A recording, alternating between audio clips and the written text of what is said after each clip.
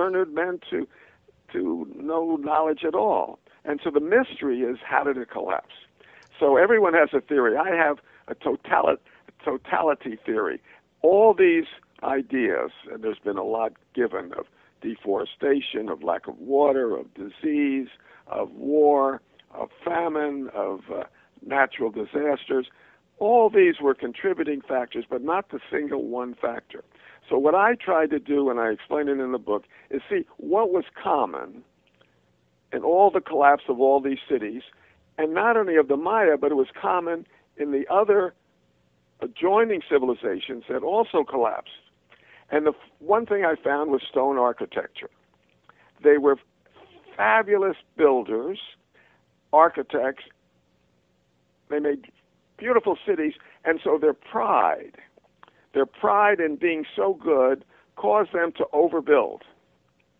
And one generation looked at another and said, we can do better. One city looked at another and said, we can do better. We're going to build more and more and more and more until a disproportionate amount of energy, of resources, was expanded on building architecture. And they did that to their own demise. They were smart enough to know, let's stop. But our civilization is going through a similar thing. We're building ourselves into debt and to maybe collapse ourselves. So there's a parallel between our present overconsumption and the overconsumption of the Maya. And when they overbuilt, they used their water, they used their lime, they cut their forests, they expended their manpower until they couldn't sustain it. And so I say the number one reason for the collapse was their success in architecture and in city building. And that was pride. There's nothing stronger than pride and envy. Envy is one of the strongest human emotions. So the envy of one city, one ruler against another, one architect against another, the competition made them exhaust their ability to survive. You had some amazing figures about how many trees it took and how much manpower it took to move a stone to make the lime. Can you tell us a little bit about that? Yeah, well, what it was basically is this. I'll try to work the collapse into this. You have two main reasons you cut the forest. You cut the forest because they had great population expansion. They needed agriculture, and they had slash and burn agriculture where they went into the forest and they cut the trees to have places to grow food. So that's one phenomenon that's cutting the forest. When you cut the forest, you cut the rain. Rain is dependent on trees, and when you deforest, you cut the rain, and then you don't have water. But secondly, they had a passion for architecture which needed lime. With lime, they added sand, they made mortar. They added stone, they made concrete. See, so they had lime, they had stucco, they had concrete and cement. And the way they made it was to go to the forest, cut down large areas of the forest, and I have drawings of this, and build giant piles of wood and huge bonfires. And they would put limestone on the top. And when that fire and the heat was so intense, it would calcify the lime. And the lime would become the ingredient for their concrete, for their stucco, for their mortar. And they used that to build. So the more they built, the more they slashed the forest to create lime. And they had sometimes 6, 8, 10 inches of lime on the ground. They had buildings covered with lime, with stucco. They had concrete that they used extensively. So they had two reasons to cut the forest, one for expanding food, and second, to create lime. So now when you cut the forest, you have erosion. Flash floods erode the soil. They're not held by the roots of the trees. Now, you start to erode the soil. It fills the rivulets, the canals, the lakes with sediment.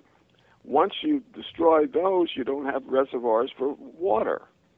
So all this is cumulative, But the main thing was this envy, building, deforestation, lack of water, all culminating in a time when finally everything collapsed. You have a wonderful quote in your book, which I like, by archaeologist George Stewart, who said, "Who cuts the trees as he pleases cuts short his own life." That's right. That's what that said much more beautifully than I could say it. But George Stewart is, by the way, was a great help on this book. He's one of the world's great Maya archaeologists. And he was my friend for many years. And he edited the book and helped me in the book and wrote the foreword in the book. And so he brings a scholarship in that really I'm so appreciative of. And anybody who knows the Maya world knows George Stewart. Now, you yourself are an architect. How did Mayan architecture influence your own work? Well, I talk about it in the book. There's two architects I mentioned. I shouldn't mention them in the same breath. There's one, Frank Lloyd Wright, who's probably the greatest contemporary architect of the last 200 years. And I mentioned my own work.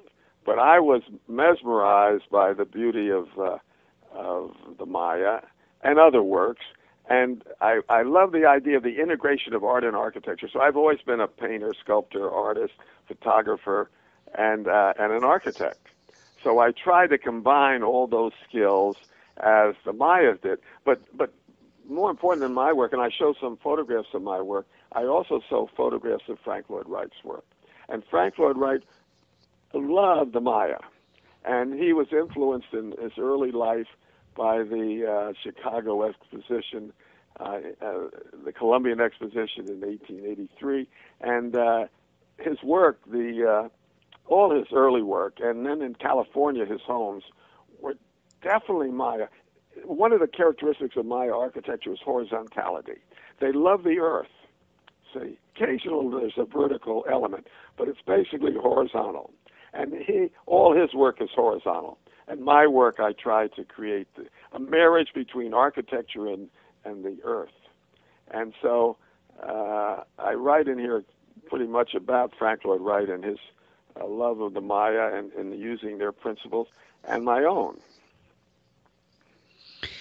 Now, can you give us a little bit of information about Maya architecture, which it served as a stage for the rituals? And we like to think that it was just temples, but there was a lot more going on in those cities than just pyramids and temples. That's what right. other structures did they do?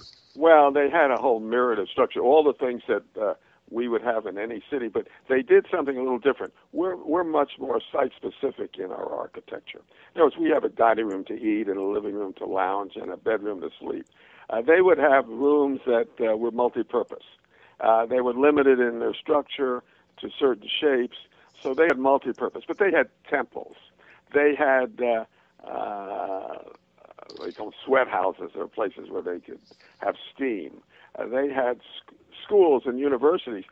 They had to, because a great civilization that has literature and has great literature and has great art has to have places for students, for teachers, palaces for the rulers. They have to have astronomical observatories to plot the stars and the sun. So almost every type of building that you can imagine was prevalent in the Maya civilization, and we can identify most of them, but not all of them. But the other thing that you alluded to was the pageantry. They were great theatrical performers. So they had plazas that were enclosed, just like our football stadiums or baseball stadiums. They were enclosed with these steps, and they were sunken, and they used the steps as grandstands. So they could have large audiences to the pageantry, to their ball games, to their parades, and to their festivals, and to the religious ceremonies. So picture a recess, and I have photographs and drawings of a recess plaza with a ball game, and similar to our basketball game, and then lined with thousands of people dressed beautifully, and maybe on the top of the pyramid, the king and his entourage. So these cities were great exhibition halls too for Well, festivals. thank you very much, Kenneth Treister, author of Maya Architecture, Temples in the Sky.